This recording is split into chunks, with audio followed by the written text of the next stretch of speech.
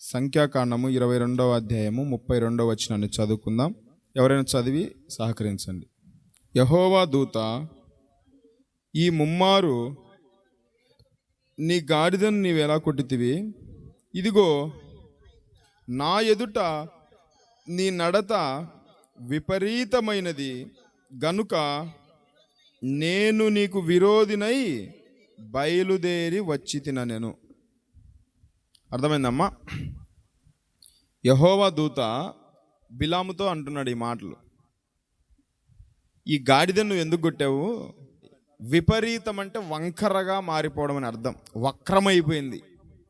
బిలాము యొక్క నడత దేవుని ఎదుట ఎలా ఉందంట? వంకరగా, విపరీతంగా మారిపోయింది. అర్థమవుతుందా? ఈరోజు మన వాక్య ధ్యానం అదే. దేవుని ఎదుట విపరీతమైన బిలాము యొక్క నడత. విపరీతం అంటే వక్రంగా మారిపోవడం, వంకరగా మారిపోవడం. అంటే బిలాము యొక్క నడక దేవుని దృష్టిలో ఎలా ఉందంట? వక్రంగా మారిపోతా ఉంది, వంకరగా మారిపోయింది. అసలు ఏంటి, ఎందుకు ఇలా మారిపోయింది? నేను క్లుప్తంగా అసలు అక్కడ జరిగిన సంఘటనలు మీకు తెలియజేస్తాను. మీరు చాలా జాగ్రత్తగా వినండి. ఇక్కడ రాయబడిన సంగతులు ఏంటయ్యా అంటే, ఇశ్రాయేలు ఒక గొప్ప జనాంగం. ఇది ఐగుప్తు దేశాన్ని విడిచిపెట్టి కనానుకు ప్రయాణం చేస్తూ ఉన్నారు. కనానుకు ప్రయాణం చేస్తున్నప్పుడు వాళ్ళు పెద్ద పెద్ద రాజ్యాలను జయించాడు. అంతేకాకుండా సముద్రాన్ని దాటారు. ఇట్లా ఎన్నెన్నో గొప్ప గొప్ప కార్యాలు చేసుకుంటూ వచ్చారు. దీనికి ముందుగానే అక్కడ సీహోన్ అనే ఒక గొప్ప రాజు ఉంటాడు. ఆయన కూడా ఓడించారనమాట. ఇప్పుడు మోయాబు దేశంలోనికి ఎంటర్ అవ్వాలి. అంటే మోయాబు మైదానాలలో ఉన్నారు. ఎక్కడున్నారు చెప్పండి? మోయాబు మైదానాలలో ఉన్నారు. ఓకేనా? అప్పుడు మోయాబుకు రాజు ఎవరయ్యా అంటే బాలాకు. ఏం పేరు ఆయన పేరు? బాలాకు. సిప్పోరు కుమారుడైన బాలాకు అని రాయబడి ఉంటుంది. సిప్పోరు వాళ్ళ తండ్రి పేరు. అయితే ఈ బాలాకుకు భయం పట్టుకున్నది. వీళ్ళని చూసి, వీళ్ళని గురించి విని అసలు ఆశ్చర్యపోయాడు. ఏంటి, పెద్ద పెద్ద రాజులు కూడా వారి ఎదుట నిలబడలేకపోయారు ఏంటి? నేను ఎలాగూ నిలబడగలను? ఇప్పుడు ఎలాగూ వీళ్ళని జయించాలా? ఎందుకంటే కనాను దేశం వెళ్ళాలంటే ఈ మోయాబు ప్రాంతాన్ని దాటే వెళ్ళాలా. అప్పుడు ఏమనుకున్నాడంటే, ఈ బిలామును గురించి విన్నాడు. అర్థమైందా? బిలామును గురించి విని బిలాము దగ్గరికి ఒక వార్తను పంపించాడు. బిలాము ఎవరయ్యా అంటే దేవుని సేవకుడే. ఎవరు చెప్పండి? దేవుని సేవకుడైనా ఇక్కడ రాయబడింది, ఒక ప్రవక్త. అయితే తర్వాత దేవుడు కొన్ని తలాంతులు ఇచ్చినట్టున్నాడు ఆయనకు. అంటే ఆయన ఏమి చెప్పినా జరిగేటట్టుగా అలాంటి ప్రవక్త అన్నమాట. అయితే దాన్ని ఎలా మార్చుకున్నాడంటే సోదె చెప్పడానికి మార్చుకున్నాడు. ఎలా మార్చుకున్నాడు? అక్కడ రాయబడుతుంది, యెహోషువ గ్రంథంలో సోదెగాడైన ఆ బిలాము అని మాట రాయబడుతుంది. సోదె చెప్పడం ప్రారంభించాడు. ఈరోజు కూడా చాలామంది సేవకులు దేవుడు కొన్ని వరాలు ఇస్తారు, కొంతమందికి తలాంతులు, వాటిని డబ్బు కోసం ఉపయోగిస్తూ ఉంటున్నారు. నేను ఇలా చెప్తే మా దగ్గరికి రండి, మీకు ఇవి జరుగుతాయి అవి జరుగుతాయి అని. అవునా కదా? మనం గమనించినట్లయితే ఇక్కడ బిలాము దేవుని సేవకుడే, కానీ తర్వాత సోదె చెప్పడం ప్రారంభించాడు. అయితే ఈ బిలాము గురించిన వార్త బాలాకు విన్నాడు. అప్పుడు బిలాముకు వర్తమానం పంపించాడు, నువ్వు ఎక్కడున్నా త్వరగా రా నా దగ్గరికి, నేను నీకు మంచి ఘనతనిస్తాను అని కొంతమంది దాసులను పంపించాడు. వాళ్ళ చేత కొంత డబ్బు కూడా పంపించాడు అనమాట. ఎందుకంటే డబ్బు ఇస్తే వస్తాడన్న ఉద్దేశంతో. అవునా కాదా? పంపించాడు. అప్పుడు ఏమని చెప్తున్నాడంటే, ఇదిగో ఒక జనము ఐగుప్తు నుంచి బయలుదేరి వస్తూ ఉంది, వారు భూతలమును కప్పి ఉన్నారు అన్నాడు. ఏమన్నాడు చెప్పండి? అంటే ప్రపంచాన్నే వాళ్ళు జయించుకుంటూ వస్తున్నారు. ఇప్పుడు నా దేశం మీదకి వచ్చేసారు, నేను ఎలా జయించాలి వాళ్ళను? ఇప్పుడు వాళ్ళని జయించాలంటే నువ్వు వచ్చి వాళ్ళని శపించు. నువ్వు ఎవరినైతే శపిస్తావో వాళ్ళు శాపగ్రస్తులు అయిపోతారు. కాబట్టి నేను వాళ్ళని జయిస్తాను. అదే ఆయన ఉద్దేశం అన్నమాట. సరే అని చెప్పేసి బాలాకు దగ్గర నుంచి కొంతమంది మనుషులు బిలాము దగ్గరికి వెళ్ళారు. ఎవరయ్యా మీరు ఎందుకు వచ్చారంటే, ఏం లేదు, మా రాజు పంపించాడు బాలాకు, ఇది కొంత డబ్బు కూడా ఇచ్చాడు నీకు, ఒక జనం అంట ఇలా వస్తూ ఉంది, నువ్వు వచ్చి వాళ్ళని శపించాలని చెప్పాడు. అయితే ఆయన అన్నాడు, అవునా సరే మీరు ఉండండి, ఈరోజు రాత్రి ఇక్కడే, అసలు నా దేవుడు ఏం చెబితే అదే నేను చెప్తాను, అంతకుమించి నేనేం చెప్పలేను అన్నాడు. సరే అని అక్కడే ఉంచాడు. ఆ రోజు రాత్రి దేవుడు ఆయనకు ప్రత్యక్షమై, ఏంటి బిలాము, ఎవరు నీ ఇంటికి వచ్చిన వాళ్ళని అడిగాడు. ఇదిగో ప్రభా, ఇలా ఒక రాజ్యం వస్తుందంట, ఆ రాజ్యాన్ని జయించడానికి నేను శపించాలంట, వెళ్ళి బాలాకు రమ్మని చెప్పాడని చెప్పాడు. అయితే దేవుడు అన్నాడు, నువ్వు వాళ్ళతో మాత్రం ఎంత మాత్రము వెళ్ళకూడదని చెప్పాడు. ఆ రాత్రి దేవుడు దర్శనం ద్వారా మాట్లాడాడు. ఇంకా ఉదయం లేచి చెప్పాడు, నన్ను దేవుడు యెహోవా వెళ్ళొద్దని చెప్పాడు, కాబట్టి మీరు లేచి వెళ్ళిపోమని చెప్పాడు. సరే అని వెళ్ళిపోయారు వాళ్ళు. వెళ్ళిపోయిన తర్వాత మరలా బాలాకు ఇదేంద్ర బాబు వాడు రానంటున్నాడు, దేవుడు వెళ్ళవద్దని చెప్పాడంట అని ఇంకా భయం పట్టుకున్నది. ఒకవేళ వచ్చి శపించకపోతే వీళ్ళ చేతిలో నేను ఓడిపోతానని. దేవుడే ఆ జనాన్ని ఆశీర్వదిస్తే నువ్వెవరు శపించడానికి, అవునా కాదా? ఈసారి ఏం చేశాడంటే ఇంకా ఘనత ఎక్కువ, బహుఘనత నేను కలిగిస్తానని చెప్పేసి ఇంకా మంచి మంచి అధికారులను, రెండోసారి ఇంకా ఆ డబ్బును కూడా తీసుకొని పంపించాడనమాట. చూడండి, అక్కడ రాయబడిన మాట మనం చూద్దాం. 16వ వచనం. వారు బిలాము వద్దకు వచ్చి అతనితో, నీవు దయచేసి నా యొద్దకు వచ్చుటకు ఏమీ అడ్డపు చెప్పకము, నేను నీకు బహుఘనత కలగజేసేదను, నీవు నాతో ఏమి చెప్పుదువో అది చేసేదను గనుక నీవు దయచేసి వచ్చి నా నిమిత్తం ఈ జనమును శపించుమని సిప్పోరు కుమారుడైన బాలాకు చెప్పానని. ఈసారి ఏం చెప్పాడు? నీకు ఎంత ఘనత కావాలంటే, ఎంత డబ్బు కావాలంటే, ఎంత అధికారం కావాలంటే ఇస్తా, రారా బాబు, నువ్వు ఎందుకు వద్దంటున్నావు, రమ్మని చెప్పాడు. అప్పుడు బిలాము ఏమన్నాడు? మరలా నువ్వు ఎంత బంగారం ఇచ్చినా సరే నేను రాను, నా దేవుడు చెప్తే కానీ నేను రాను, సరే ఈరోజు రాత్రి కూడా దయచేసి ఇక్కడే ఉండండి నా దగ్గర, నేను మరలా దేవుడిని అడుగుతా, ఏం చెప్తాడో మనం విందాము అని మరలా వాళ్ళని అక్కడే ఉంచాడనమాట. అమ్మ, అర్థమవుతుందా? సరే, మరలా దేవుడు ఆ రోజు రాత్రి ప్రత్యక్షమై, సరే ఇప్పుడు ఏం చేయమంటావు ప్రభా, మరలొచ్చారు వాళ్ళు అంటే, సరే ఈసారి మళ్ళీ వెళ్ళు అని చెప్పాడు దేవుడు. ఏం చెప్పాడు? వెళ్ళు కానీ నేను చెప్పిన మాటను మాత్రమే నువ్వు చెప్పాలా, లేకుంటే నువ్వు వేరే మాటలు చెప్పకూడదని చెప్పాడు. సరే, ఇంకా బయలుదేరాడు. తన గాడిదను 2 దాసులను వెంట పెట్టుకొని బయలుదేరాడు వాళ్ళతో పాటు. వెళ్తా ఉంటే దేవునికి అప్పుడు కోపం వచ్చింది. ఇక్కడ చాలామందికి డౌట్స్ వస్తాయి, ఎందుకు దేవునికి కోపం వచ్చింది? దేవుడే వెళ్ళమని చెప్పింది. ఇప్పుడు బిలాం మంచోనిగా కనపస్తున్నాడా, క్రిమినల్గా కనపస్తున్నాడు? ఇక్కడ ఎందుకు క్రిమినల్? దేవుని చిత్తం, దేవుడే కదా, దేవుడిని అడిగితేనే కదా చెప్పింది. దేవుడు వెళ్ళమంటే అవునా? సరే చూద్దాం, ముందు నేను వివరణలోకి వస్తా, అప్పుడు మీకు అర్థమవుతుంది. సరే, నేను వెళ్తా ఉంటే దేవునికి ఒక్కసారి కోపం వచ్చి, దేవుని దూత ఏమైందండి, ఒక కత్తిని చేత పట్టుకొని ఖడ్గాన్ని అతన్ని చంపడానికి సిద్ధంగా ఉన్నది. అయితే ఆ దూత, యెహోవా దూత, ఈ గాడిద కనపస్తుంది కానీ ఇతనికి కనపట్టంలే. ఈ గాడిద అటు ఇటు పక్కకి వెళ్ళిపోతుంది పొలంలోకి. ఇతనికి అర్థం కాబట్టి ఎంత తిప్పడానికి ప్రయత్నం చేస్తున్నా పక్కకి వెళ్ళిపోతూ ఉంది. అది రావట్లేదని చెప్పేసి దాన్ని గట్టిగా కొట్టాడు అనమాట. ఎంత కొట్టినా అంటే, ఒకవేళ గాడిద పక్కకి వెళ్ళకపోతే ఇతనికి మరణమే. వేస్తూ ఉంది ఖడ్గం, కానీ గాడిద తప్పిస్తూ ఉంది, నా యజమానుడు కదా అని. మరలా ఈసారి అతని కాలు నొక్కి పట్టుకున్నది అనమాట. నొప్పితో ఈసారి మరలా కొట్టాడు. మరలా అటు ఇటు తిప్పుతాం, ఈసారి కూలబడిపోయింది. మరలా కొట్టాడు అనమాట. 3 సార్లు కొట్టాడు గాడిదని. ఎన్నిసార్లు కొట్టాడు? 3 కొట్టాడు. అప్పుడు గాడిదకు దేవుడు ఏమిచ్చాడు చెప్పండి? వాక్కునిచ్చాడు. అప్పుడు గాడిద మాట, ప్రపంచంలో ఇది ఒక మిరాకిల్ అనమాట. జంతువులు ఎక్కడైనా మాట్లాడడం మీరు విన్నారా? ఇక్కడ బైబిల్లో ఒక్క చోట జంతువులు మాట్లాడినట్టుగా మనం చూస్తూ ఉంటాం. అప్పుడు ఆ గాడిద అడుగుతా ఉంది, ఎందుకు నువ్వు నన్ను కొట్టావు బిలాము? నేను నిదానమైనప్పుడు ఎప్పుడైనా ఇలాగూ చేశానా అంటే, లేదు, చేయలేదు. నా చేతిలో ఖడ్గం ఉండింటే ఇప్పుడే నిన్ను చంపి ముక్కలు చేసావని అన్నాడు. ఎందుకు నువ్వు నన్ను కొట్టాలనుకుంటున్నావు? నేను ఎప్పుడు ఇలా చేయలేదు అంటే, అవును చేయలేదు, ఈరోజు ఎందుకు ఇలా చేస్తున్నావు? నేను వెళ్ళాలా, త్వరగా అర్జెంటుగా వెళ్ళాలా అంటే, అప్పుడంట దేవుడు అతని కన్నులు ఏం చేశాడంట? అతని మనోనేత్రాలు తెరిచిస్తే అప్పుడు ఎదుట ఎవరున్నారు చెప్పండి? దేవదూత ఖడ్గం చేత పట్టుకొని ఉన్నది. అప్పుడు అంటున్నాడు, ఇప్పుడు మనం చదివాం కదమ్మా ఆ మాట, ఇప్పుడు దూత అంటా ఉన్నాడు. చదవండి ఆ మాట, 32వ వచనం, 31, 32 చదువుదాం. అంతలో యెహోవా బిలాము కన్నులు తెరిచెను గనుక దూసిన ఖడ్గము చేత పట్టుకొని త్రోవలో నిలిచి ఉన్న యెహోవా దూతను అతడు చూచి తల వచ్చి సాష్టాంగ నమస్కారం చేయగా, ఇప్పుడు కనపొచ్చిండు దూత, అవునా కదా? సాష్టాంగ నమస్కారం చేశాడంట. యెహోవా దూత అంటున్నాడు, ఈ 3 నీ గాడిదని నీవేలా కొట్టితివి? ఇదిగో నా ఎదుట నీ నడత విపరీతమైనది కనుక నేను నీకు విరోధినై బయలుదేర వచ్చి తిన. ఏమంటున్నాడు చెప్పండి? ఎందుకు కొట్టావురా బాబు నీ యొక్క గాడిదను? అదేం పాపం చేసింది? నువ్వు కదా తప్పు చేసినావు. నీవు ఎందుకో తెలుసా? నేను ఈ విధంగా దూత కత్తి చేత పట్టుకున్నది ఎందుకో తెలుసా? నా ఎదుట నీ నడత ఎలా ఉంది చెప్పండి? విపరీతంగా ఉంది, వంకరగా, వక్ర మార్గంలోనికి నువ్వు వెళ్ళిపోయావు. ఈరోజు నీ గాడిద లేకపోతే నేను నిన్నేం చేసేవాడిని? చంపేసేవాడిని అన్నట్టు లేదా మాట? చదవండి. ఆ గాడిద నన్ను చూచి ఈ 3 నా ఎదుట నుండి తొలగాను, అది నా ఎదుట నుండి తొలగని ఎడల నిశ్చయముగా నేను అప్పుడే నిన్ను చంపి దాని ప్రాణమును రక్షించుందునని అతనితో చెప్పాను. అప్పుడు అంటున్నాడు, అయ్యా క్షమించయ్యా, నేను పాపం చేసి తినయ్యా, నన్ను క్షమించయ్యా అని అంటున్నాడు. అని మరలా ఏమంటున్నాడు? సరే ఇప్పుడు ఏం చేయమంటావు ప్రభా? మరి ఇంటికి వెళ్ళిపోమంటావా, ముందుకు వెళ్ళమంటావు అంటే, సరే వెళ్తే వెళ్ళు, కానీ నేను ఏం చెప్తానో అదే చేయమన్నాడు. సరేనా? సరేని ఆ విధంగా వెళ్ళిపోయాడు. బాలాకును కలుసుకున్నాడు. ఎందుకు బిలాము నువ్వు రాలేదు? నేనేం తక్కువ ఇస్తాను నీకు? డబ్బు తక్కువ ఇస్తానా, సంపద తక్కువ ఇస్తానంటే, నువ్వు తక్కువ వేయడం కదరా బాబు, నా దేవుడు నాకేది చెప్తే అదే చేయాలి. నేను ఆయన మాటని దాటకుండా నేనేం చేయలేను.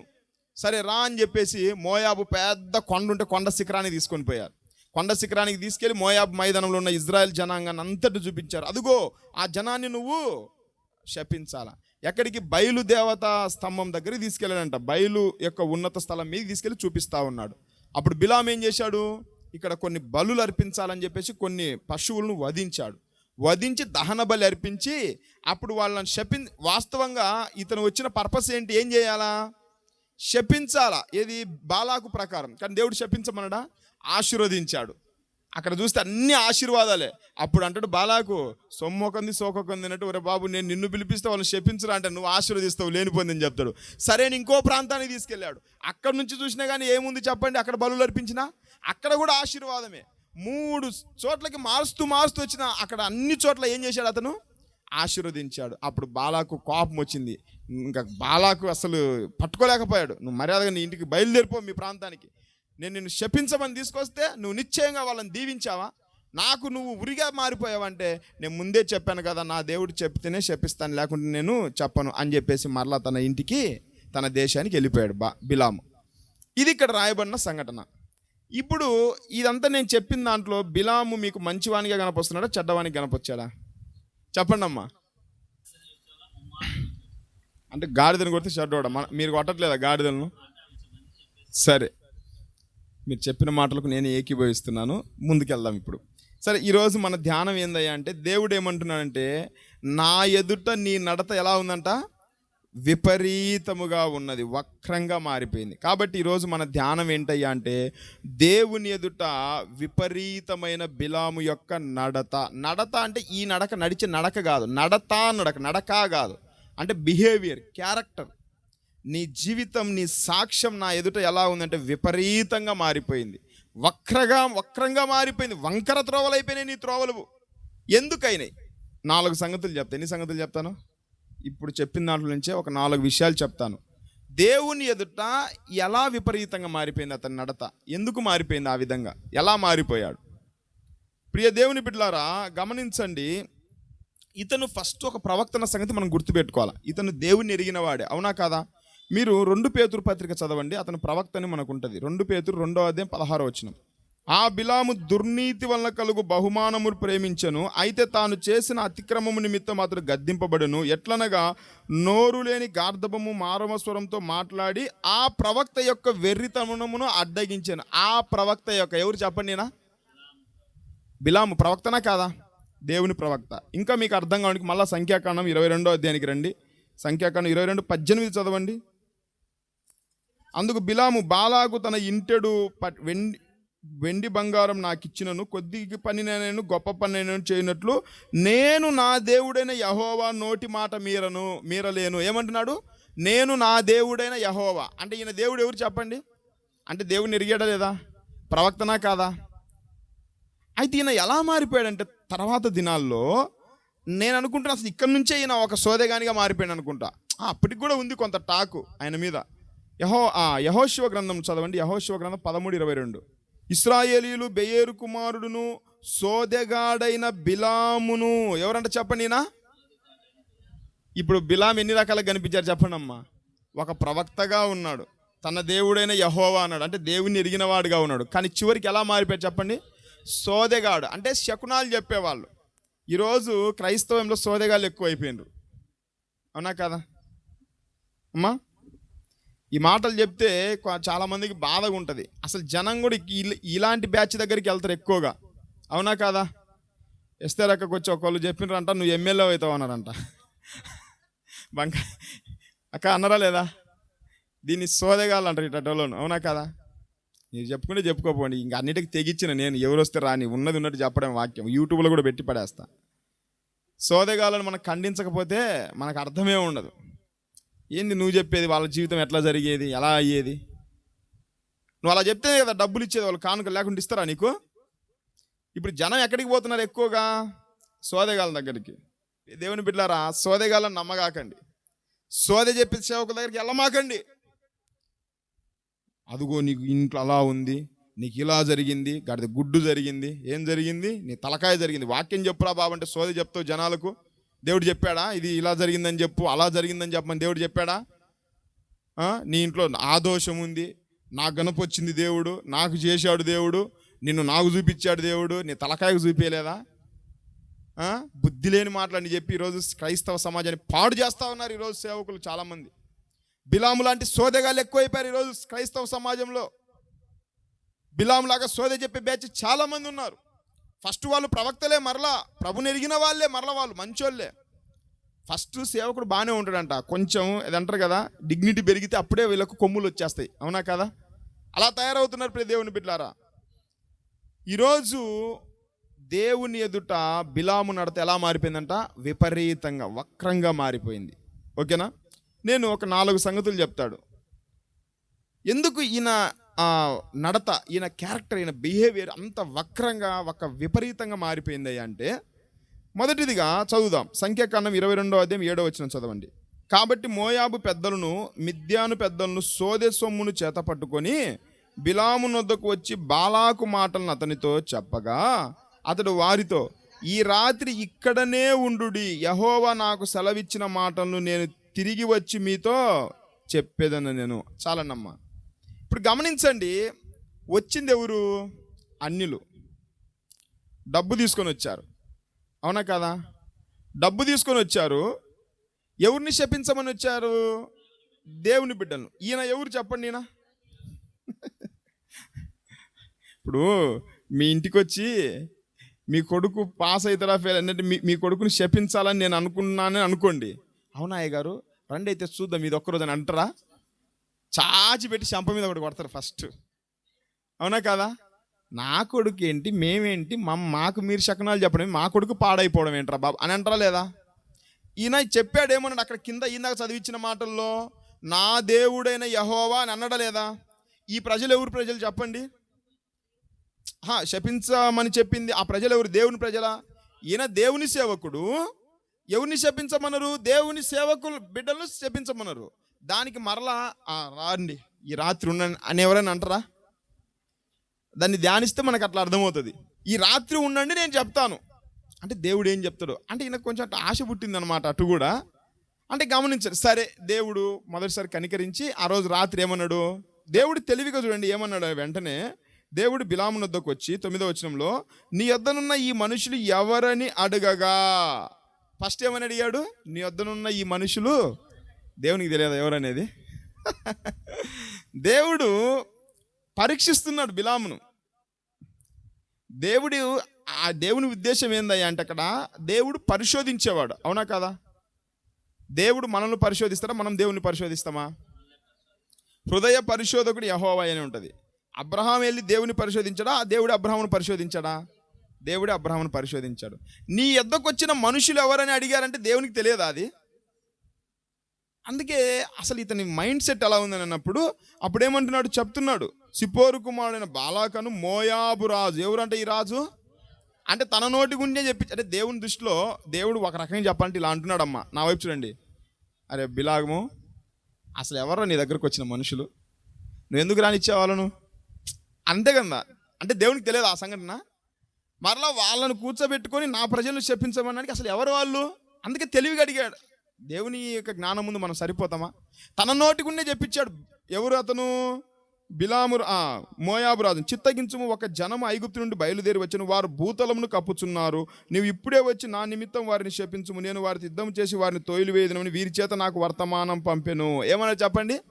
ఐగుప్తు నుంచి వస్తుంది ఒక జనం అంట, ఆ జనాన్ని శపించడానికి వీళ్ళు నా దగ్గరకు వచ్చారయ్యా, నేను శపించాలంట. ఐగుప్తు నుంచి వచ్చిన జనం అంటే ఆ ఐగుప్తు నుంచి జనానికి దేవుడు ఎవరు? ఇప్పుడు దేవుడు ఇలా అంటున్నాడు, ఎవరు నీ ఎద్దకు వచ్చిన జనం అంటే చెప్పాడు, అన్యులని చెప్పారు. ఎవరిని శపించమన్నారు? ఐగుప్తు నుంచి. ఆ జనానికి దేవుడిని ఎవరిని? మరి నువ్వు ఎలా వెళ్దాం అనుకుంటున్నావు? దేవుడు అనమాట అతను పరీక్షించే విధానం.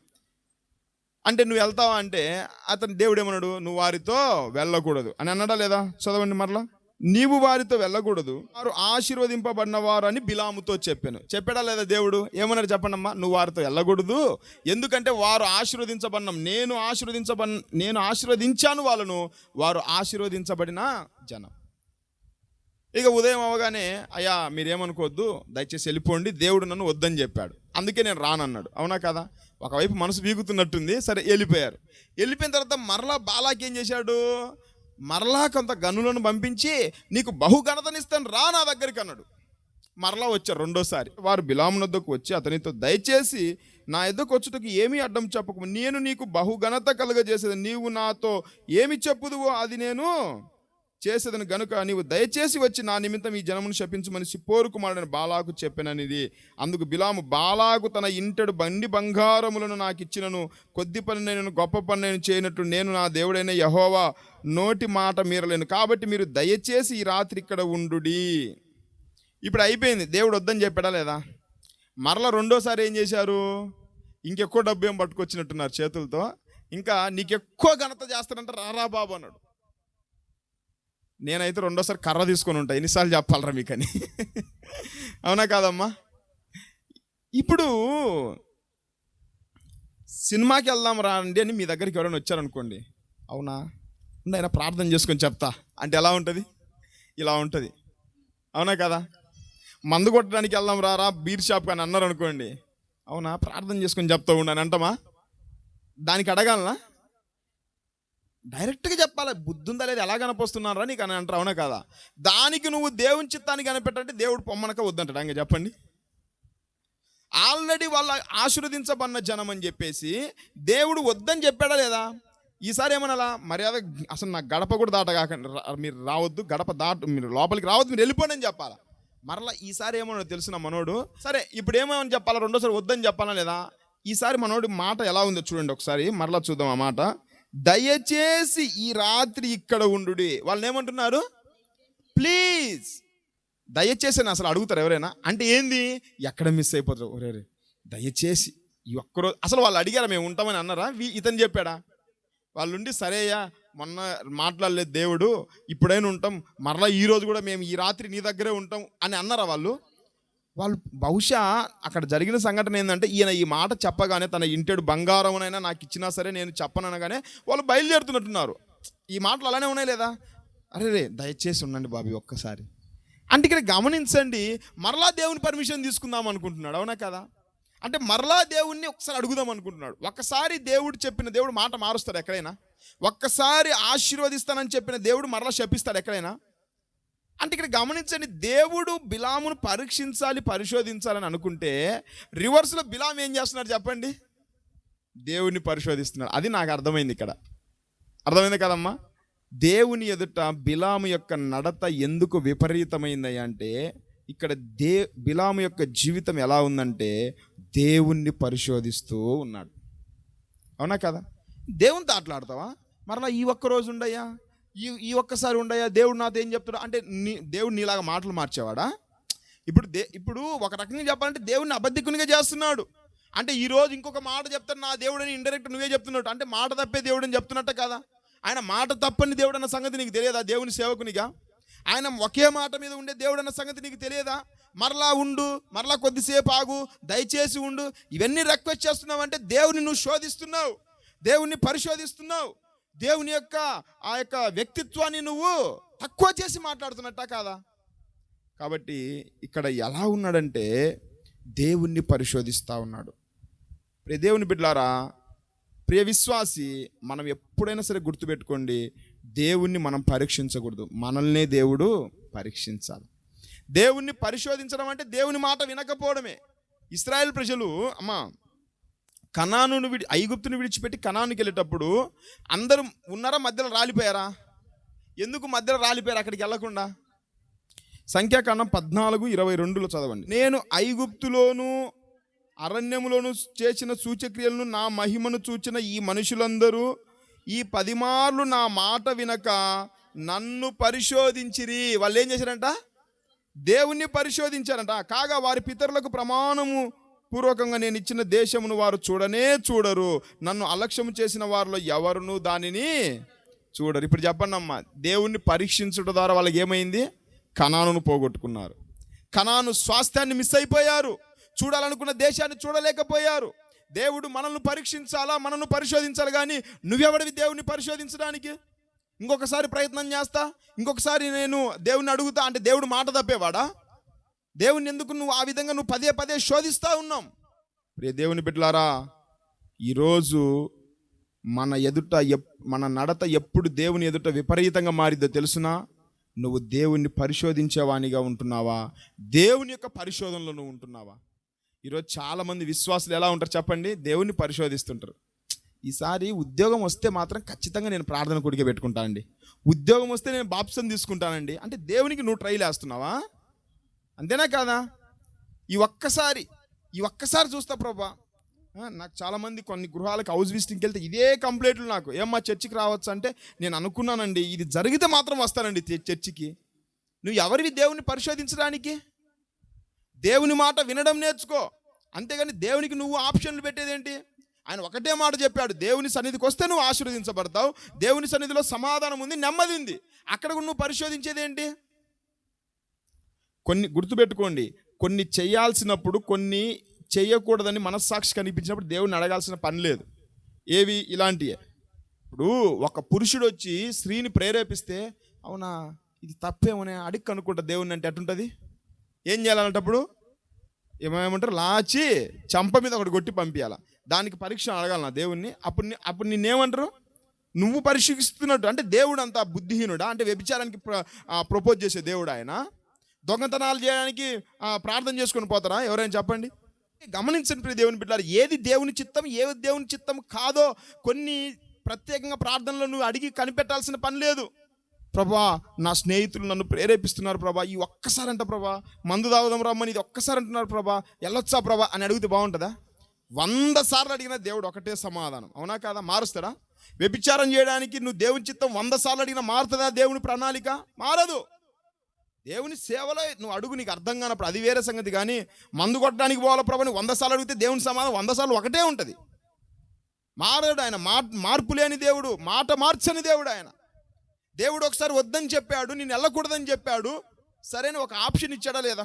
ఫస్ట్ అడిగావు, సరే పొరపాటున సరేలే వీడి జ్ఞానం అక్కడే ఉందేమోలే అని ఒకసారి పరీక్షించి సరే వెళ్ళొద్దని చెప్పాడు. మళ్ళీ రెండోసారి నువ్వు రిక్వెస్ట్ చేయడం అవసరమా? అంటే నువ్వు పాపం చేయడానికి ఎలాగైనా ప్రయత్నం చేయాలని ఉంది కాబట్టి, అక్కడికి వెళ్ళాలని ఉద్దేశం ఉంది కాబట్టి కదా వాళ్ళని ఆపింది నువ్వు. ఈరోజు నీ జీవితం ఎలా ఉంది? వద్దు అన్న ప్లేస్లకు మరలా ఎందుకు వెళ్తున్నావు? దేవుడిది చేయొద్దు అన్నప్పుడు మరలా దానికి కూడా దేవుని పర్మిషన్ అడుగుతున్నావా? దేవుని బిడ్డలారా, మూఢాచారాలు చేయడానికి దేవుని చిత్తం అడగగాకండి. పిచ్చి పనులు చేయడానికి దేవుని దగ్గర దేవుని చిత్తం అడగగాకండి. వ్యర్థమైన వాటి కోసం వెళ్ళి దేవుని దగ్గర ప్రార్థన చేయగాకండి. అందుకే వారి నడత ఎలా ఉందట? అతని నడత దేవుని ఎదుట విపరీతంగా ఉంటుంది. నువ్వు వాళ్ళ అర్థం లేని వాటికి దేవుని దగ్గర అడిగితే నీ నడక కూడా దేవుని దృష్టిలో ఎలా మారిపోయింది చెప్పండి? విపరీతంగా వక్ర మార్గంగా మారిపోయింది. అందుకే దేవుని దూత ఏమంటున్నాడు? నా ఎదుట నీ నడత విపరీతంగా మారింది. అర్థమైందమ్మా ఎందుకైందో? అది మొదటిగా. రెండవదిగా సంఖ్యాకాండం 22వ అధ్యాయం 7-8 వచనాలు చదువుదాం. 22:7-8. కాబట్టి మోయాబు పెద్దలను మిద్యాను పెద్దలను సోదె సొమ్మును చేత పట్టుకొని వాళ్ళు ఎలా వచ్చారు చెప్పండి అమ్మా? ఫస్ట్ సోదె సొమ్ము అంటే ఒక రకంగా చెప్పాలంటే ఇతను సోదెగాడన్న సంగతి వాళ్ళకి అర్థమైపోయింది. అందుకే సోదెకు సంబంధించిన అంటే సోదె చెప్పినందుకు కావాల్సిన డబ్బు ఇవ్వడానికి వాళ్ళు రెడీ అయిపోయారు. ఒకవేళ పోతే డబ్బు పోయిద్దేమో అంటే ఇతను మరలా రెండోసారి దేవుడు వద్దన్నాడా లేదా? మొదటిసారి. రెండోసారి అతను ఏమన్నాడంట? ఎవరు? బాలాకు 17వ వచనంలో నేను నీకు బహుఘనత కలగజేసేదను. ఏమన్నాడు చెప్పండి? నేను నీకు బహుఘనతను కలగజేసేదను అన్నాడు. అంటే ఇతను దేన్ని ఎక్కువగా ప్రేమించాడు చెప్పండి? దేవుని కంటే మనుషుల యొక్క ఘనతను ఎక్కువగా ప్రేమించాడు. అందుకే దేవుని ఎదుట అతని నడత ఏమైపోయింది చెప్పండి? విపరీతంగా మారిపోయింది, వక్ర మార్గంగా మారిపోయింది అతని మార్గం. ఒకటేమో దేవుణ్ణి పరిశోధిస్తూ ఉన్నాడు, రెండోది దేవుని కంటే మనుషుల ఘనతను ఎక్కువగా ప్రేమిస్తూ ఉన్నాడు. ఫస్ట్ కొంత సొమ్ము పట్టుకొని వచ్చి, అందుకే రెండోసారి ఏం చేశాడు? వాళ్ళను అయ్యా దయచేసి అన్నాడా లేదా? ఫస్ట్ సారి అన్నాడా? ఫస్ట్ సారి కొంచెం డబ్బు ఏమో తెచ్చినట్టున్నారు, అందుకే ఒక ట్రైల్ వేద్దాం అనుకుంటే రెండోసారి ఏమంటున్నాడు అక్కడ? చదవండి. దయచేసి, కాబట్టి మీరు దయచేసి ఈ రాత్రి ఇక్కడ ఉండుడి, యెహోవా నాతో ఇక ఏమి చెప్పునో నేను తెలుసుకొందునని బాలాకు సేవకులకు ఉత్తరం ఇచ్చాడు. ఆ తర్వాత ఇంకోటి వెండి బంగారం అనడా లేదా? చదవండి అక్కడ ఒక మాట. బాలాకు తన ఇంటెడు వెండి బంగారము నాకు ఇచ్చినను. అంటే ఈయన మనసంతా దేని మీద చెప్పండి? వెండి బంగారము సోదె సొమ్ము. అందుకే ఇక్కడ ఉండుడి అని అన్నాడు. దయచేసి ఉండమని రిక్వెస్ట్ చేస్తా ఉన్నాడు. నేను అంటాను, బిలాము నడత ఎందుకు దేవుని దృష్టిలో విపరీతంగా మారిపోయిందయ్యా అంటే, అతడు దేవుని కంటే మనుషులు ఇచ్చే ఘనతను, మనుషులు ఇచ్చే ధనాన్ని ఎక్కువగా ప్రేమించాడు. సరే దేవుడు తప్పదుక, సరే వెళ్తే వెళ్ళరా బాబు, అయితే నేను చెప్పిందే చేయమన్నాడు. అవునా కదా? దేవుడు ఒక్కడిని నిలమన్నాడా, ఇద్దరు నిలమన్నాడా? 20 వచనం, ఆ రాత్రి దేవుడు బిలాము వద్దకు వచ్చి, ఆ మనుషులు నిన్ను పిలువవచ్చిన యెడల నీవు లేచి వారితో వెళ్ళుము, అయితే నేను నీతో చెప్పిన మాట చొప్పునే నీవు చేయవలని అతనికి సెలవిచ్చి. ఇతనికి లోకం మీద ఎక్కువగా ఆశ ఉందని మనం ఎలా చెప్పొచ్చు అంటే, ఇక్కడ గమనిద్దాం మనం. దేవుడు ఏం చెప్పాడు? సరే వాళ్ళు పిలిస్తే వెళ్ళు, అయితే నేను చెప్పినట్టే చెప్పమన్నాడు. 22వ వచనం, అతడు వెళ్ళుచుండగా దేవుని కోపం రగులుకొనెను, యెహోవా దూత అతనికి విరోధి అయి త్రోవలో నిలిచెను. అతడు తన గాడిదనెక్కిపోవచ్చుండగా అతని పనివారు ఇద్దరు అతనితో కూడా ఉండి. ఈ మాట నోట్ చేసుకోండి. ఆయనతో పాటు ఎవరున్నారంట? పనివారు ఎందుకు తీసుకుపోవాలా? అమ్మ అయినండి, ఒకసారి నా వైపు చూడండి. మీరు గమనించారా లేదా? ఇప్పుడు దేవుడు ఎవరిని వెళ్ళమన్నాడు? నువ్వు వెళ్ళి నేను చెప్పినట్టు చేయమన్నాడు.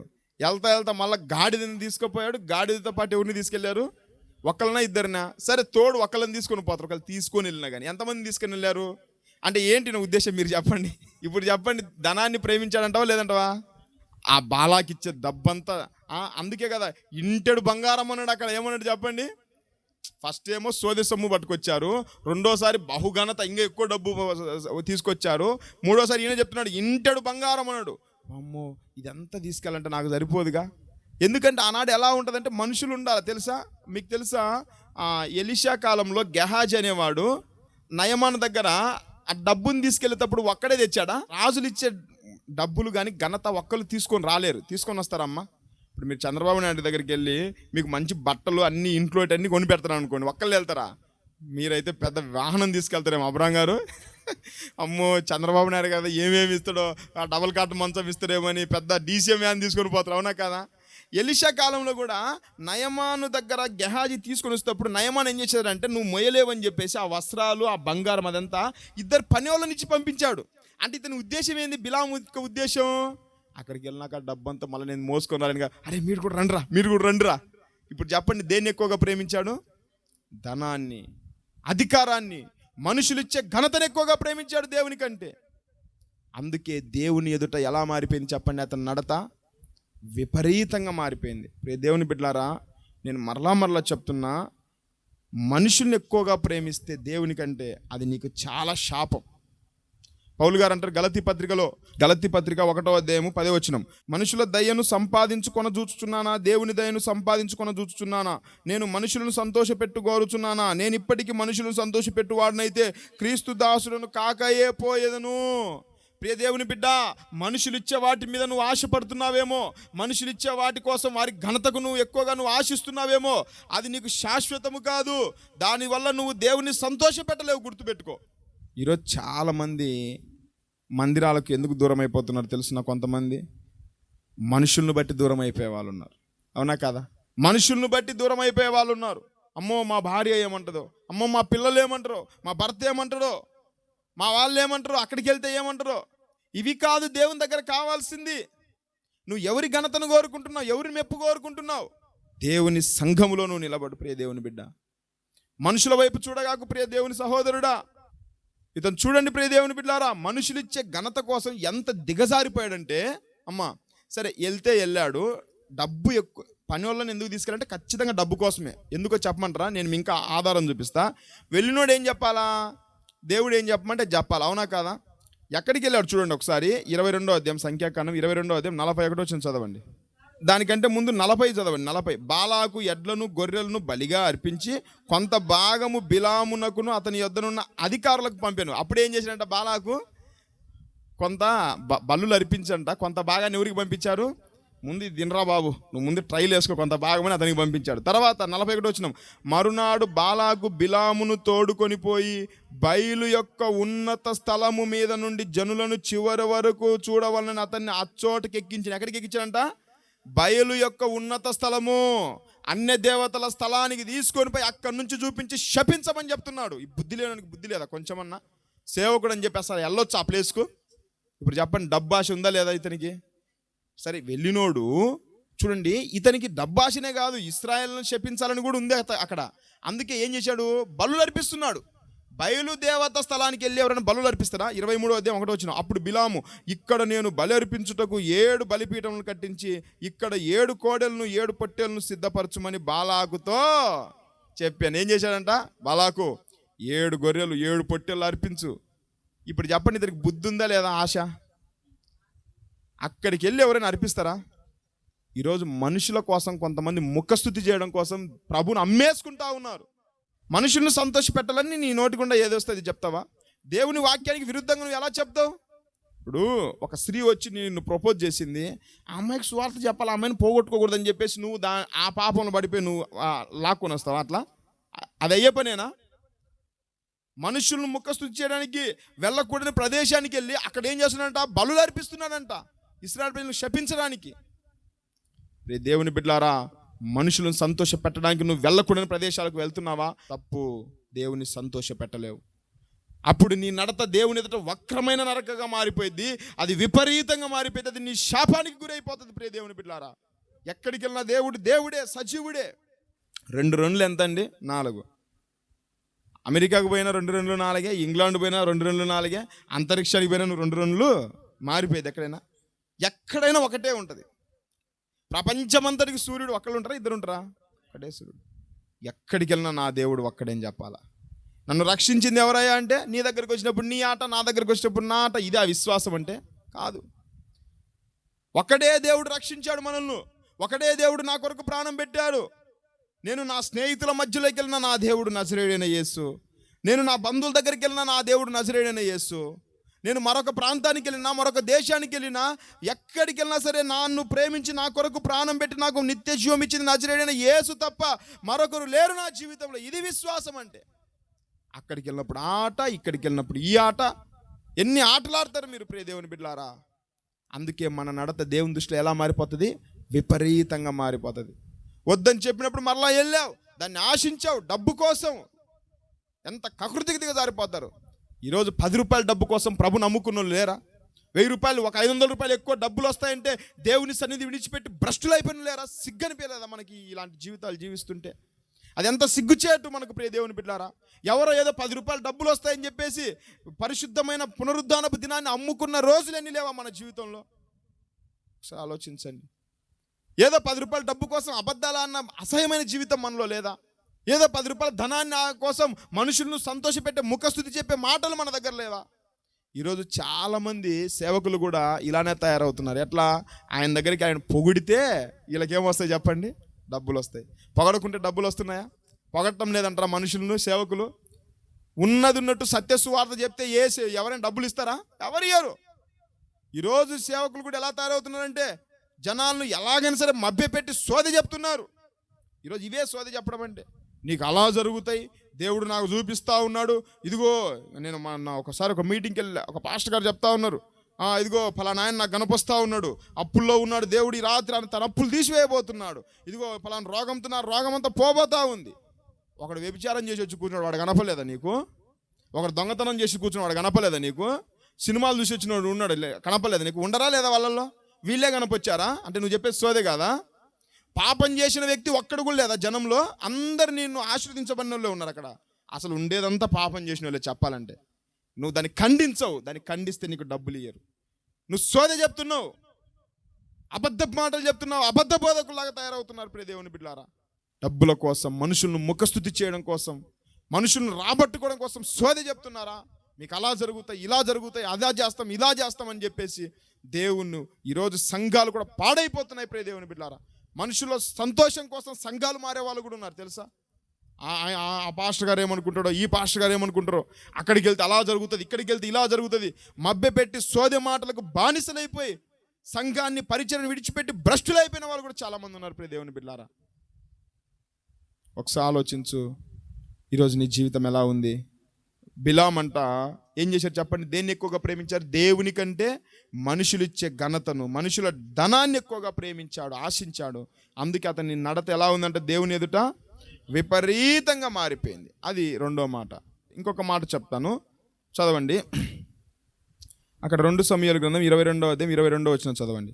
అతడు వెళ్ళుచుండగా దేవుని కోపం రగులుకొనెను, యెహోవా దూత అతనికి విరోధి అయి త్రోవలో నిలిచెను. ఎవరు నిలిచారంట త్రోవలో?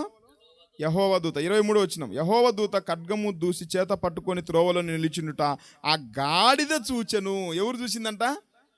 అంటే దేవుని దూతని ఎవరు చూశారు? గాడిద చూసింది, కానీ ఎవరు గుర్తించలేకపోయారు చెప్పండి? బిలాము గుర్తించలేకపోయాడు. అంటే మూడోదిగా నేను అంటాను, దేవుని దూతను గుర్తించలేకపోయాడు. ఎందుకు గుర్తించలేకపోయాడు చెప్పండి మీరు? ఇతనికి గాడిద పక్కకి వెళ్ళిపోతుంటే పక్కకి వెళ్ళినందుకు కాదు కొట్టడం, ఇక్కడ ఎలా మిస్ అయిపోతే ముందు తొందరగా అక్కడికి వెళ్ళాలా. ఒక్కసారి కాదు, ఎన్నిసార్లు కొట్టాడంట? 3 సార్లు. అంటే విరోధంగా ఉన్న దేవుని దూతను గుర్తించలేకపోయాడు. నేను అంటాను, అసలు గాడిదకున్న జ్ఞానం కూడా ఈ వ్యక్తికి లేదు. గాడిద గనపొస్తే నీకు ఎందుకు గనపలేదంటే అర్థం ఏంటి చెప్పండి? గాడిదకు లేదా ఆశ? గాడిదకు ఉందా డబ్బు మీద ఆశ? నీకుంది డబ్బు మీద ఆశ. నేను అంటాను, దేవుని దూతను నువ్వు ఎందుకు గుర్తించలేకపోతే, దేవుని దూత కాదు, దేవుని ఉగ్రత ఉంది నీ ముందు, అవునా కాదా? దేవుని దూత నిన్ను ఆశీర్వదించడానికి నిలబడిందా, శపించడానికి నిలబడిందా? శపించడానికి. ప్రియ దేవుని బిడ్డ, నీ నడత ఎందుకు దేవుని దృష్టిలో విపరీతంగా మారుతుందో తెలుసా? నీ నడత ఎందుకు, నీ క్యారెక్టర్ దేవుని దృష్టిలో విరోధంగా మారుతుందో తెలుసునా? దేవుడు ఖడ్గాన్ని చేత పట్టుకొని నీకు ఎదురుగా నిలబడి నువ్వు కళ్ళు మూసుకొని పోయి కళ్ళు తెరవలేని స్థితిలో నువ్వు ఉన్నావేమో. కనపడటం లేదా? ఈరోజు మనుషులకు, కొంతమందికి వీధుల వాళ్ళకి అర్థమవుతున్నాయి, జంతువులకు అర్థమవుతున్నాయి. దేవుని గురించి ఎవరికి అర్థమవుతుంది చెప్పండి? పక్షులకు అర్థమవుతున్నాయి, జంతువులకు అర్థమవుతున్నాయి, నీటిలో నివసించే ప్రాణులకు అర్థమవుతుంది. కానీ ఎవరికి దేవుడు అర్థం కావడం లేదు? మానవునికి అర్థం కావడం లేదు. దేవుని ఉగ్రత రాబోతా ఉంది, దేవుని ఉగ్రత వస్తూ ఉంది, అయినా గుర్తించడంలో ఈరోజు మానవుడు. ఈరోజు విశ్వాసులు కూడా ఎలా తయారవుతున్నారంటే, ఎంత దరిద్రంగా దిగజారిపోతున్నారంటే, శ్రమలు దేవుని సన్నిధికి రాకపోతే, శ్రమలు బాధలు వస్తూ ఉన్నా సరే అది దేవుని శాపం అనేది గుర్తించటంలే వాళ్ళు. ఇంకా పోతాయిలే, ఎప్పుడు మా కష్టాలు పోతాయి, ఎప్పుడు మా బాధలు పోతాయి, ఈసారి లోన్ వస్తుంది, లోన్ వచ్చినప్పుడు మా అప్పులన్నీ తీరిపోతాయి, లేకుంటే మా ఇల్లు అమ్ముకుంటున్నావు, ఇల్లు అమ్ముకున్నప్పుడు మా అప్పులన్నీ తీరిపోతాయి. నువ్వు దూరం అయిపోయినందుకు నీకు ఈ శ్రమ, ఈ ఉగ్రత వచ్చిందన్న సంగతి నువ్వు ఎప్పుడు గుర్తిస్తావు? శ్రమలు బాధలు కుటుంబాన్ని కలిచి వేస్తున్నా, పాడు చేస్తున్నా సరే కరుడు కట్టిన గుండెల్లాగా ఉంటున్నాం, కానీ దేవుని సన్నిధికి రావటంలే. వాతవేపన్న మనస్సాక్షిలాగా బ్రతుకుతూ ఇంకా చెప్పుకుంటున్నాం, మేము ఆ పని చేస్తే అప్పులు తీరుతాయి, ఈ పని చేస్తే అప్పులు తీరుతాయి, అప్పటికి వెళ్తే అక్కడికి వెళ్తే అలా జరుగుతుంది, ఇక్కడ. ఇది కాదు, నువ్వు దేవునికి దూరం అయిపోయావు. గుర్తుపెట్టుకో, దేవుని ఉగ్రత, దేవుని శాపం నీ కుటుంబం మీద. అందుకే నీకు ఈ శ్రమ. దాన్ని ఎందుకు నువ్వు గుర్తించలేకపోతున్నావు ప్రియ సహోదరుడా? దేవుని దూత కత్తి చేత పట్టుకొని నీకు ఎదురుగా ఉందేమో. నువ్వు ఇంకా మారు మనసు పొందకుండా, నువ్వు ఇంకా దేవునికి లోబడకుండా ఉంటే, అసలు తప్పించింది ఎవరంటే ఆయన్ని చెప్పండి. అక్కడ దేవుని దూత ఏమంటాడు? ఈ గాడిద 3 సార్లు తప్పించిందిరా నిన్ను. ఈ గాడిద నిన్ను తప్పించకపోతే, చదవండి ఆ మాట, మళ్ళీ చదవండి. ఎక్కడ 33 వచనం, ఆ గాడిద నన్ను చూచి ఈ ముమ్మారు నా ఎదుట నుండి తొలగెను, అది నా ఎదుట నుండి తొలగని ఎడల యెహోవా నిశ్చయముగా నేను అప్పుడే నిన్ను చంపి దాని ప్రాణం రక్షించిందని చెప్పాను. అమ్మ, అర్థమవుతుందా? మనం అనుకుంటాం, ఎప్పుడైనా ఒక్కొక్కసారి మరణం నుంచి భయపడ్డామనుకో, నేను అదృష్టవంతునిరా, నా రాత బాగుందిరా. నీ రాత కాదురా బాబు, నిన్ను తప్పించాడు రా దేవుడు. ఎవరినో ఒక మనిషిని పంపి నిన్ను తప్పించాడు. ఒక సేవకుడు నీ కొరకు ప్రార్థించి నిన్ను తప్పించాడు. నీ తల్లిదండ్రులు నీ కొరకు ప్రార్థిస్తే ఆ ప్రార్థన అంగీకరించి దేవుడు నిన్ను తప్పించాడు. ఆ ఉగ్రత నుంచి నిన్ను తప్పించాడు. అది తెలుసుకో, నీ రాత కాదు. ఏముంది నీ రాత? దరిద్రపు రాతలు మన ఎన్ని. ప్రియ దేవుని బిడ్డారా, ఒకసారి ఆలోచించండి. దేవుడు దూత ఖడ్గం చేత పట్టుకొని నీకు సిద్ధంగా ఉన్నారేమో, అది నువ్వు ఇంకా గుర్తించటం లేదా? పొరపాటున గాడిద తప్పించకపోతే ఏంటి పరిస్థితి? పొరపాటున దేవుడు నీకు రేపని అవకాశం ఇవ్వకపోతే ఏంటి నీకు పరిస్థితి? పొరపాటున ఇంకొక రోజు నీకు లేకపోతే ఇంకా వాయిదాలు వేస్తూనే ఉంటావా? ఇంకా రేపని దేవునికి దూరం అయిపోతూనే ఉంటావా? ఒకవేళ యెహోవా దూత ఖడ్గం చేత పట్టుకొని సిద్ధంగా ఉన్నాడేమో, ఒక్కసారి నువ్వు ఆలోచిస్తావా? నువ్వు లోకంలోనే ఉంటావా ప్రియ సహోదరుడా? ఇంకా ప్రభువును బాధ పెడతానే ఉంటావు మా ప్రియ విశ్వాసులారా. మరలా చేసిన తప్పు దేవుడు వద్దంటున్నా అదే తప్పు చేస్తూ, పాపము చేస్తూ, దేవుని సేవలో, దేవుని విశ్వాసంలో, పరిచర్లో వెనకజారిపోతానే ఉంటూ, ఇంకా నాకేం కాలేదులే, ఇంకా నేను బాగానే ఉన్నాను, ఇన్ని చేసినాను అనుకుంటున్నావా? కారణం నిన్ను గాడిద తప్పించింది. గుర్తుపెట్టుకో, నువ్వు కాదు తప్పించుకున్నది. నిన్ను ఒక గాడిద, జ్ఞానమున్న గాడిద నిన్ను తప్పించింది. నీ ఇంటి వారు చేస్తున్న ప్రార్థనలే నిన్ను బ్రతికించాయి నేటి వరకు, తెలుసా? నీ పూర్వీకులు పరిశుద్ధులు చేస్తున్న, సేవకుడు చేసిన ప్రార్థన నిన్ను తప్పించిందేమో. ఒకసారి ఆలోచించు. మరణానికి వెళ్ళిన నువ్వు ఎందుకు బయటకు వచ్చావంటే, నీ తల్లిదండ్రులు ఎవరో ఒకరు ఉంటారు ఖచ్చితంగా నీ కొరకు ప్రార్థన చేసిన వాళ్ళు, లేదంటే నీ సేవకులే నీ కొరకు ప్రార్థన చేసి నిన్ను తప్పించారేమో. కానీ నువ్వు విర్రవీగుతున్నావా? నా అదృష్టమని కాదు కాదు, ఇంకొకసారి గాడిద దేవుని దూతకు దొరికితే అదే ఖడ్గం మీద పడితే ఏంటి పరిస్థితి? కాబట్టి అతని నడత ఎందుకు విపరీతంగా మారిపోయిందండి? వేగిరం, అక్కడికి వెళ్ళాలి వెళ్ళాలి వెళ్ళాలి అనే ఆతురంతో ఎవరు కనపట్టలేదు చెప్పండి? ఎదురుగా ఉన్నా దేవుని ఉగ్రత కనపడలేదు. అందుకే దేవుని ఎదుట అతని నడత ఎలా మారిపోయింది? విపరీతంగా మారిపోయింది. ఇది 3వ మాట. చివరి మాట చెప్పి నేను ముగిస్తాను. చదవండి 22వ అధ్యాయం 31వ వచనం. అంతలో యెహోవా బిలాము కన్నులు తెరిచెను. అంటే ఒక రకంగా చెప్పాలంటే అతని కన్నులు ఏమైనాయి అంటే, అప్పుడు దాకా కన్నులు తెరిచి లేరంటారా? మీరు చెప్పండి అమ్మా. బిలాము కన్నులు తెరిచి కళ్ళు మూసుకొని గాడిదను పో అంటున్నాడా, కళ్ళు తెరుచుకొని నడిపాడా? అంటే దేవుడిని చూచే కన్నులు కోల్పోయాడు. అవునా కదా? దీన్ని మన భాషలో మనోనేత్రాలు అంటాం. ఏంటి చెప్పండి? విశ్వాసులారా, రక్షించబడిన మనకు దేవుడు మన మనోనేత్రాలు వెలిగిస్తాడు తెలుసా? కానీ నువ్వు దేవునికి దూరం అయితే ఒక్కొక్కసారి ఆ మనోనేత్రాలు కూడా కోల్పోతాయి. అర్థం కాదు, అంటే ఏమి చేస్తున్నాడో ఎట్టు పోతున్నాడో అర్థం కాని పరిస్థితి. అందుకే లూకాసు వార్తలు అనుకుంటా ఒక మాట అంటాడు, మీలో ఉన్న వెలుగు చీకటి కాకుండా చూచుకోండి. చదవండి ఆ మాట, లూకాసు వార్త 11:35 చదవండి. కాబట్టి మీలో ఉన్న వెలుగు చీకటి అయి ఉండకుండా చూచుకొనుము. అంటే మనలో ఏముంది చెప్పండి? వెలుగుంది. ఇప్పుడు మొదట బిలాములో వెలుగున్నదా లేదా? కానీ ఇప్పుడు ఏమైపోయింది? అతని వెలుగు గుడ్డోడైపోయాడు. అంటే ఇది ఏ గుడ్డి అంటే కన్నులుండి కూడా చూడలేని గుడ్డివాడు. అవునా కదా? కన్నులుండి కూడా దేవుణ్ణి చూడలేని గుడ్డివాడు. తనలో ఉన్న వెలుగు చీకటైపోయింది. ప్రియ దేవుని బిడ్డలారా, అంటే దేవుడిచ్చిన మనోనేత్రాలు కోల్పోయాడు. దేవుడిచ్చిన కన్నులతో ఈ లోకాన్ని చూస్తూ ఉన్నాడు. సంసోను కూడా ఏమైపోయాడు చెప్పండి? కన్నులు కోల్పోయాడు. నేను అంటాను సంసోను ఎప్పుడో కోల్పోయాడు కన్నులు, అక్కడ కాదు. ఫిలిస్తీన్లేమో శరీర సంబంధంగా ఉన్న ఈ కన్నులు బీకి పడేశాడు. ఎప్పుడైతే దెలీలాతో వెళ్ళిపోయాడో అప్పుడే తన ఆత్మ సంబంధమైన మనోనేత్రాలు కోల్పోయాడు. ప్రియ దేవుని బిడ్డ, ప్రియ విశ్వాసి, దేవుడు వెలిగించాడు నిన్ను, తన రక్తంతో కొన్నాడు నిన్ను. ప్రభు నీ కొరకు సమస్తాన్ని విడిచిపెట్టి ప్రాణం పెట్టి నిన్ను లోకం నుంచి పాపం నుంచి విడిపించి సంఘంలో చేర్చి నిన్ను వెలిగిస్తే ఈరోజు ఆ వెలుగును ఆర్పేసుకుంటున్నావా? మరలా అదే చీకటిలోనికి వెళ్తున్నావా? మరలా అదే చీకటి జీవితానికి బానిసలైపోతున్నావా? దేవుడు వెలిగించి బిలామును ఫస్ట్ ఎలా పెట్టాడు చెప్పండి? ఎలా ఉన్నాడంటేనా? ప్రవక్తనా కాదా? ప్రవక్త, నా దేవుడు, నా యెహోవా, నా సేవకుడు, నేను యెహోవా సేవకుని అని చెప్పుకున్న వ్యక్తి చివరికి సోదెగాడైపోయాడు. ఈరోజు రక్షించబడిన విశ్వాసులు మొట్టమొదట వెలుగుతూ ఉంటారు, కానీ రాను రాను మనలో ఉన్న వెలుగు ఏమైపోతా ఉంది? చీకటి అయిపోతూ ఉంది. ఈరోజు రక్షించబడిన తొలి దినాల్లో భలే చేస్తారు ప్రార్థన, కానీ ఆ వెలుగు చీకటి అయిపోతూ ఉంటుంటుంది చాలా మందిలో. ఈరోజు నీ స్థితి ఎలా ఉంది? నీ పరిస్థితి ఎలా ఉంది? దేవుని ఎదుట నీ నడత ఎలా ఉంది? దేవుడిచ్చిన కన్నులు కూడా కోల్పోయిన స్థితిలో ఉన్నావా? సోదెగానిగా మారిపోయావా? మంచి చెడులు కూడా తెలుసుకోలేని స్థితిలో మారిపోయావా? ఇది పాపమని గుర్తించలేని స్థితిలో మారిపోయావా? దావీదు కూడా ఏమైపోయాడు చెప్పండి? బెత్షెబతో పాపం చేసేటప్పుడు ఇది పాపం అన్న సంగతి కూడా తెలియలేదు. ఎవరు నాతానెళ్ళి చెప్పేంత వరకు తెలియలే. అంటే తనలో ఉన్న వెలుగు ఏమైపోయింది? చీకటి అయిపోయింది. ఈరోజు దేవుని వాక్యం సెలవిస్తూ ఉంది, నీలో ఉన్న వెలుగు చీకటి కాకుండా చూసుకో. నీలో ఉన్న దీపం, దేవుడు వెలిగించిన దీపం ఆరిపోకుండా చూసుకో. నీలో ఉన్న పరిశుద్ధతను కోల్పోకుండా చూసుకో. బిలాము అది కోల్పోయాడు కాబట్టి అప్పుడు మరలా దేవుడు తెరిస్తే కళ్ళు అప్పుడు చూశాడనమాట. ఈరోజు చాలామంది కన్నులుండి చూడలేకపోతున్నారు, చెవులుండి వినలేకపోతున్నారు. ప్రియ దేవుని బిడ్డలారా, ఒకసారి ఆలోచించండి, ఈరోజు మన స్థితి ఎలా ఉంది? చివరికి బిలాము ఏమైపోయాడు తెలిసిన? మరలా అధ్యాయంలో కొన్ని అధ్యాయాలు దాటిన తర్వాత చూస్తే ఇశ్రాయేల్ ప్రజల ఒక యుద్ధంలో అదే ఇశ్రాయేల్ ప్రజల చేతులు ఏమైపోయారు? ఖడ్గముతో చంపబడతాడు. చివరికి మరణానికి గురైపోతాడు. దేవుని ఎదుట నీ నడత విపరీతంగా ఉంటే చివరికి మరణశిక్ష కూడా వచ్చినా మనం ఆశ్చర్యపోనక్కర్లే. కాబట్టి నేను మీకు రావాలని నా ఉద్దేశం కాదు, కానీ దాని నుంచి తప్పించుకోవాలంటే బిలాములాగా నీ నడత దేవుని దృష్టిలో ఉందేమో ఇప్పుడైనా సరే సరి చేసుకుందాం. ఇప్పుడైనా సరే ఒక హృదయం మనం మార్చుకుందాం ప్రియ దేవుని బిడ్డలారా. కాబట్టి దేవుని ఎదుట విపరీతమైన బిలాము యొక్క నడత ఎందుకు విపరీతమైంది? ఒకటి, దేవుణ్ణి పరిశోధిస్తూ ఉన్నాడు. రెండోది, దేవుని కంటే మనుషులు ఇచ్చే ఘనతను ఎక్కువగా ప్రేమించాడు. మూడోది, దేవుని దూతను గుర్తించలేకపోయాడు. నాలుగోది, దేవుడిచ్చిన కన్నులను కోల్పోయాడు. అందుకే దేవుని ఎదుట అతని నడత ఎలా ఉంది? విపరీతంగా వక్రంగా మారిపోయింది. ఈరోజు నీ నడత అలా ఉందేమో ఒకసారి పరీక్షించుకుందాం, పరిశోధించుకుందాం, ప్రార్థన చేసుకుందాం.